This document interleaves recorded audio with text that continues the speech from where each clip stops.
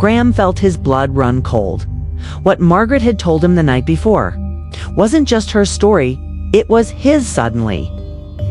A noise behind him made him spin around.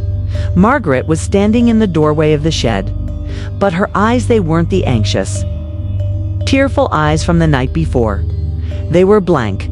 Emotionless, void of memory. "Graham," she said, voice flat and steady.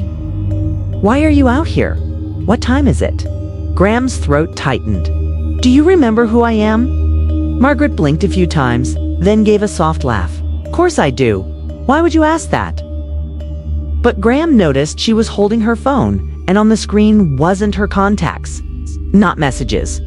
It was a GPS tracking app. A blinking red dot marked their exact location, the shed. Graham said nothing, quietly.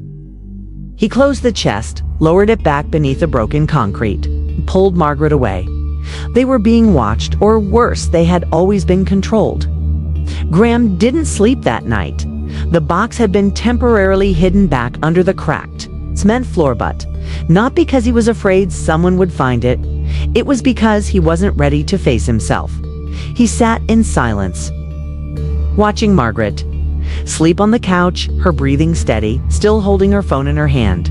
The screen glowed faintly, displaying the logo of an app he had never seen before. Neurotrace memory regulation. Graham froze for simple words, yet they cracked open an entire nightmare. An app that regulates memory. The next morning, taking a leap of faith, Graham called a name he had found in the old leather journal. Clara Jensoon, the only one mentioned with an address, when he arrived at the small suburban house at the edge of town. An older woman opened the door. Her eyes were deep, the kind that had seen far too many buried truths. "You're Graham," she said without surprise. "I thought you were dead." "Maybe I was," he replied. Clara led him inside, shut all the curtains, and turned on a white noise machine.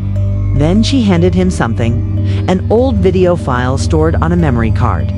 "Part of your memory is real," she whispered. "We were part of a resistance. Margaret, Annabelle, Yui were all subjects in Neurotrace's experimental program. But after a data breach, they wiped everything, rewrote your identities, gave you a new life." Graham shuddered. "And Victor, not a person."